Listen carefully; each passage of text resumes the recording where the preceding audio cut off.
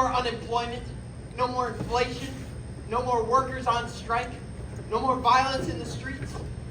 My father says big government is to blame for our problems. And the Jews, and the immigrants, the blacks, the homosexuals, the mentally and physically handicapped. Rats are the lowest form of animals, and the Jews are the lowest form of mankind. If we can get rid of the Jews, the world will be a better place. That's what the Fuhrer says. Heil Hitler! I've been a member of the Hitler Youth since I was 7. Heil Hitler! We say Heil Hitler if we meet a friend on the way to school. We say Heil Hitler at the beginning and end of every class. The postman says Heil Hitler. The woman who sells us groceries says Heil Hitler. If our parents do not say Heil Hitler, we're supposed to report them and they will be arrested. I promise at all times to do my duty for the Fuhrer, so help me God. November 9th, 1938. Germany needs you. Heil Hitler!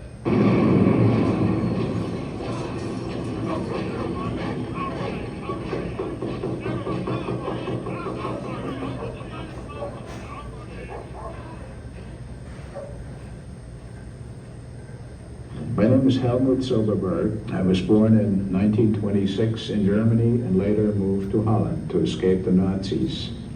My nickname is Hello, which is what Anne Frank called me in her diary. When I was a teenager, I escaped again and hid from the Nazis in a townhouse in Belgium. That's how I survived the Holocaust. My name is Eva Geringer Schloss. I was born in Austria in 1929. When I was a teenager, I was in hiding for 22 months in Holland. I was arrested by the Nazis and spent 9 months in the Auschwitz-Birkenau concentration camp. I'm a Holocaust survivor. What was it like to live through that? How'd you survive?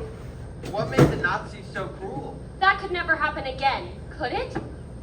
My grandfather, who lived in Germany in 1933, happened to be on a business trip in Amsterdam.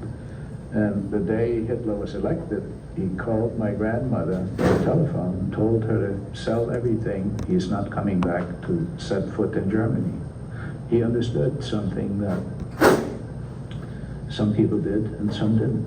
When the Germans the Nazis entered Austria in March 1938, suddenly things became quite different. For friends which we have had for years didn't want to know us anymore. So I couldn't understand why suddenly I'm different from my friends. And it was something which I really couldn't grasp.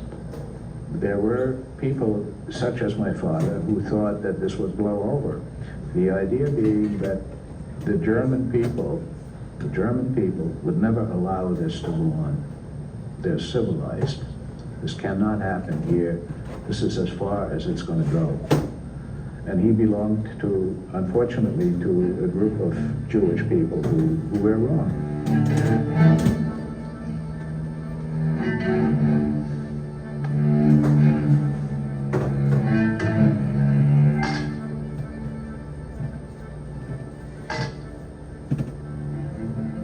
The car pulled up with a group of thugs. They were civilians from different areas with sledgehammers and various other devices.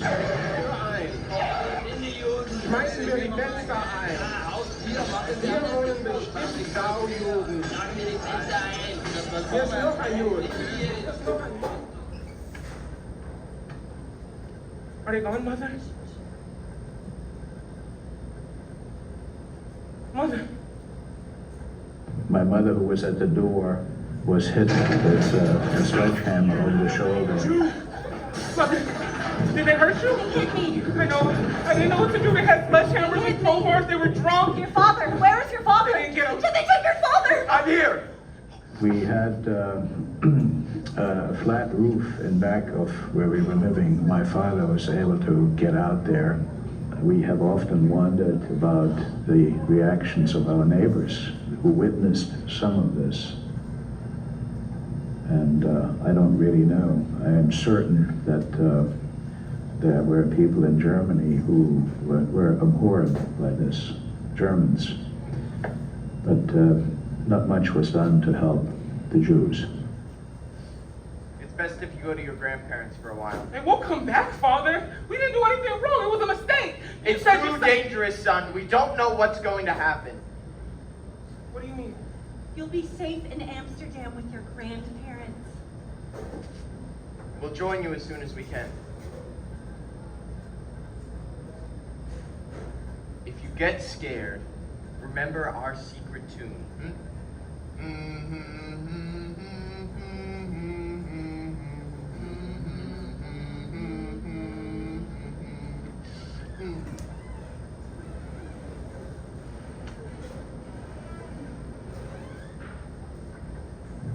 I knew how to get by streetcar to the railroad station. And on the way, I saw the Essen synagogue in flames, burning. And people from the fire department standing nearby and doing nothing. I was 12 years old. I didn't have a passport at that age, but I had an ID card with my name. At the Dutch border, 2 guards wearing SS uniforms asked me to step off the train. Silberberg. He's a child. He's Jewish. Aber er ist nur ein Kind.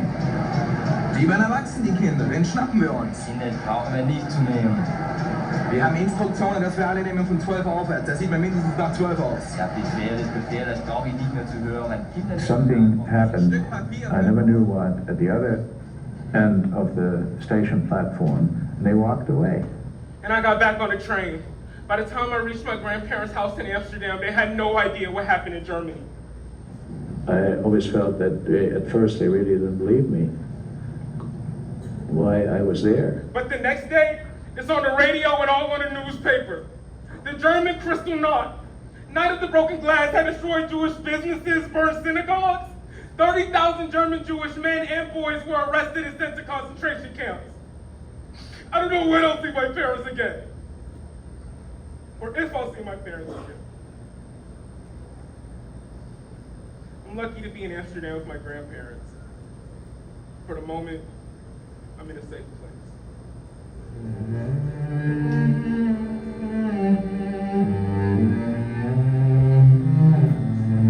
My brother Heinz looked rather Jewish, different with me, with blonde and blue-eyed.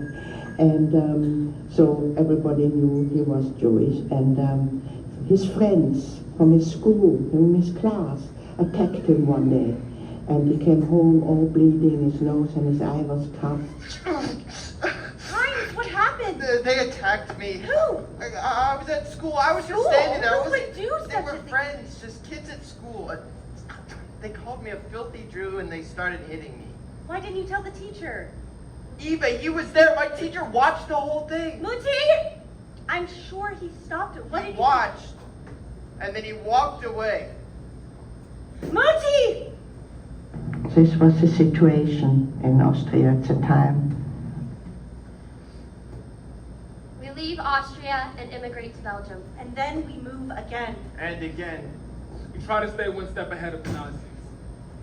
By 1940, my family settled in Amsterdam, Holland, where my father thinks we'll be safe.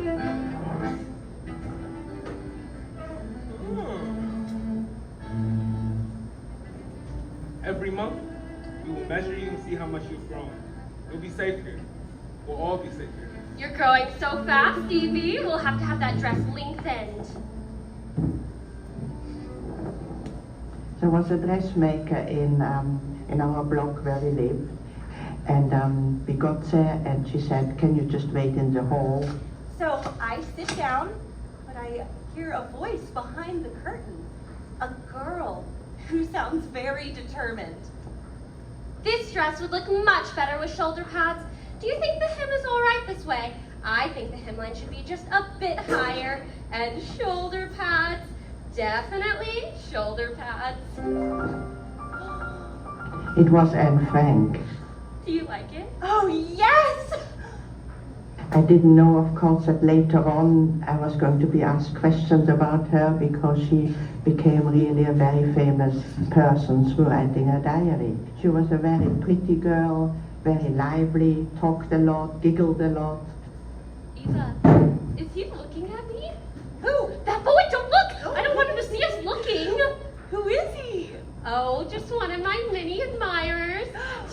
boys, Eva. My brother Heinz is a boy. He's perfectly nice. You have a brother? You're so lucky. I only have a sister, Margot.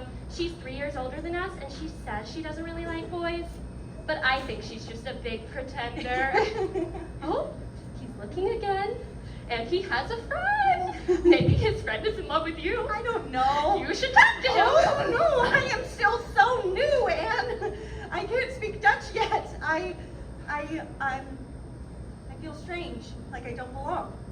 Eva, you must come with me to my flat and meet my father. He can speak German to you. Otto Frank, when I met him first, was a very tall, distinguished-looking gentleman. He right away made me feel very much at home.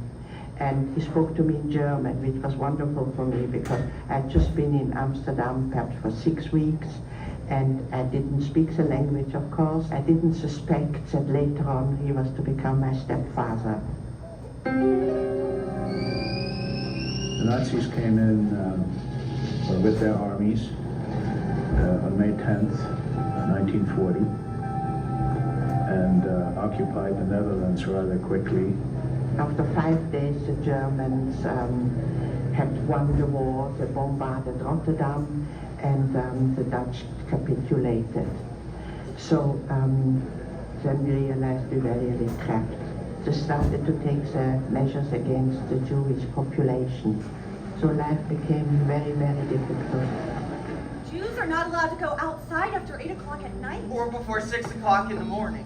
Posters and signs are everywhere. Notices appear in the newspaper. Jews are forbidden to go shopping in certain shops. Only Jewish shops. And only between the hours of 3 and 5 p.m. Jews are forbidden to attend theaters or the movies. And now we can't even have a radio. It's just terrible because the radio's the only way we get information about the war. And music. I miss listening to music on the radio. I had a little sailboat on the Amstel River, but I had to turn it over to the Nazis. Jews are not allowed to have boats. Jews are forbidden to take part in any athletic activity in public. You can do this and you can't do that. Jews are forbidden to visit Christians in their homes. Christians are not allowed to teach us. We have to leave our schools. We have to leave our friends. We have to go to Jewish schools. With Jewish teachers. Jews are not allowed on public transportation. And now we can't ride the buses. We can't ride the trains. We can only ride our bicycles. Then we had to hand in our bicycles. By the time it became a very serious issue, a freedom-threatening issue, it was too late. There was nowhere, no place to go. Beginning on April 29, 1942, all Jews in Holland were required to wear the yellow star. But why do we have to wear it, Muti? Evie. It's not pretty. It won't go with my dress. I'm already so different here, Muti. I want to be like everyone else. Why do we have to wear this? Listen, it is important. Why is it important? Important this. We have all these rules now, and now they're telling us what to wear? This is so silly. I want to be like my friends. They can wear what they want. I want to go to school with them again. Why do we have to wear it? It shows you are Jewish. You can be proud of it. There's nothing wrong with being a Jew. It had to be sewn on the left-hand side of our garment, on exactly a particular spot. Every outside piece of clothing must show the yellow star.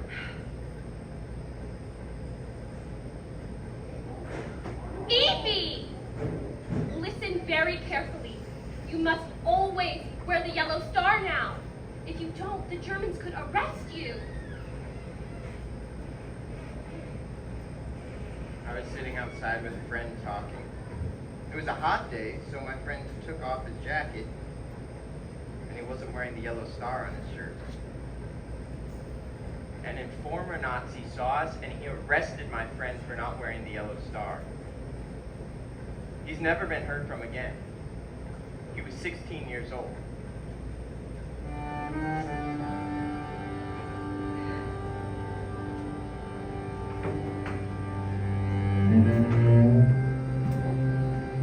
The Green Police would cordon off a block of apartment buildings in Amsterdam and go from apartment to apartment, ringing doorbells. People would open, they would march in and look for young people.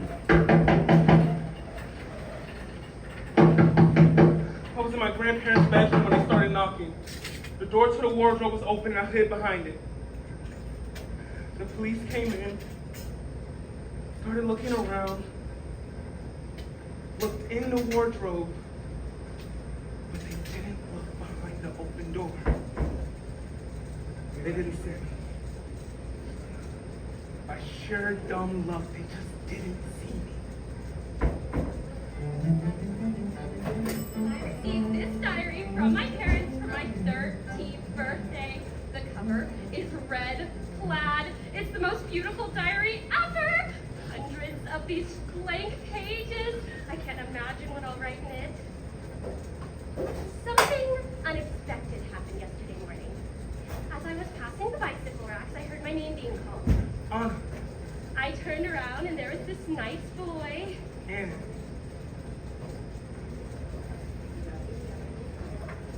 My name's Helmut Silverberg. I know. Your friends call you hello. Hello, hello. Hello. And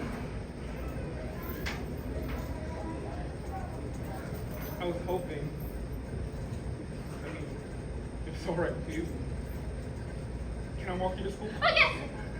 I mean, as long as you're headed that way.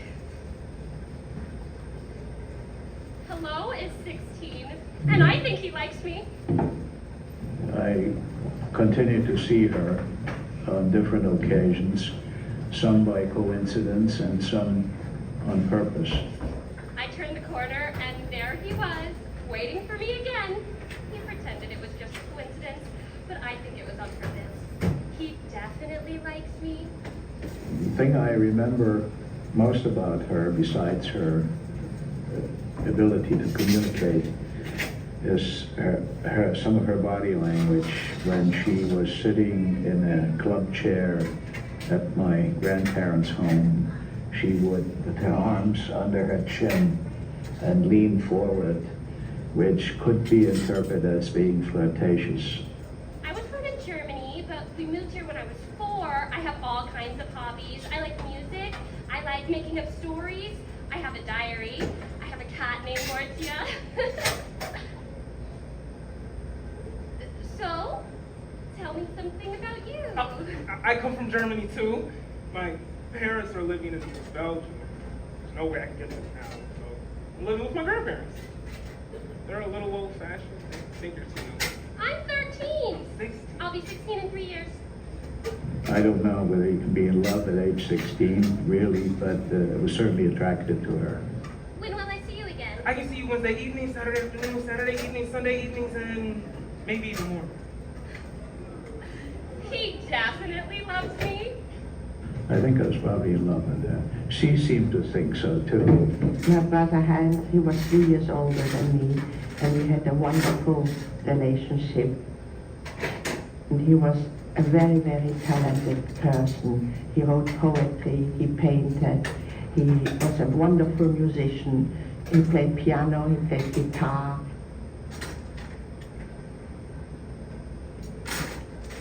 Did I wake you? It's all right. I couldn't sleep anyway. Sometimes I think I must already be asleep. That all this must be a nightmare. That if I could just wake up, then everything would go back to the way it used to be. Remember the way it used to be? If I still had my little sailboat, I'd get in it and I'd float away, far, far away to a place where... Far away. And I'd go with you. Evie, something terrible is going to happen. No, I can feel it. In June 1942, in the morning, there came a card with a post, which was very ordinary postcard, and it says that Heinz Geringer has 3 days to report Why are they doing with a this? backpack and a few belongings It'll be that he will slave be labor. transported to a work camp in Germany. He's just a fool! Don't worry, Muti. They won't harm me if I work hard. the Nazis went after the young people because they didn't want Jews to survive, and especially young people who would be the parents who would have children later. So those were the people they wanted to kill first, so that there would be no new generation of Jews. I don't want to go. Of You're course not going. You're not going. It's getting too dangerous. It's time we disappear. What does that mean? I've made arrangements for us to go into hiding. Hiding? We're gonna live with some other people. What other people? For how long? Just a little while until the war ends. A month, 2 months. You will be with Muti, Hines, you'll go with me. What? Evie, 4 people is too Why many. can't we all be together? Evie, it's too dangerous for a family to protect all 4 of us. Poppy, I don't want to go without you. Be virtue. Be a grown-up growing up, okay? You need to look out for Muti. God will bless you and protect you. If we're in 2 different places, there's at least more chance that at least 2 of us will survive. We didn't tell anyone about our plans, of course, because you never know what would betray you. My family and the Frank family went probably into hiding at the same time. Hiding? What does that mean? Where will we hide? With who? For how long? What about our home? Will someone else live here? Look out our windows? Sleep in my bed? When will we come back? And what about my friends? What will happen to them? My entire friendship with Anna was limited to 1942. One day I was due to come to her home on a Sunday afternoon and rang the doorbell, and there was no answer. I can't tell you exactly what I thought, but you have to understand that it was not unusual for people to just disappear. Maybe they got away. People can get away.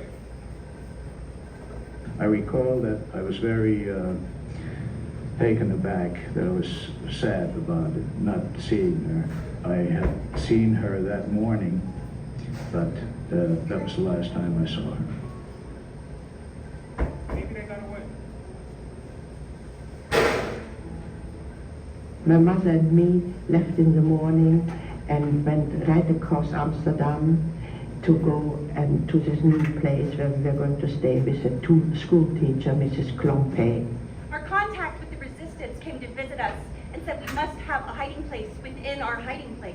He decided we should make a false partition on one end of the bathroom and tile it with a little trap door. A hiding place within a hiding place. They work very late one Sunday night until they finally finish it. They leave and we go to bed. And in the night, we heard suddenly lorries outside and shouting and knocking on the doors. So my mother and me, we jump into our new hiding place and we put the trap door on. And my mother sat on the toilet and I sat on the floor next to her and waited. And a few minutes later we heard the Germans with their heavy boots clumping up the stairs, and my heart was beating so loud that I was sure they would hear it through the partition. We hear them opening the bathroom door. We hear them come in. We hear them looking.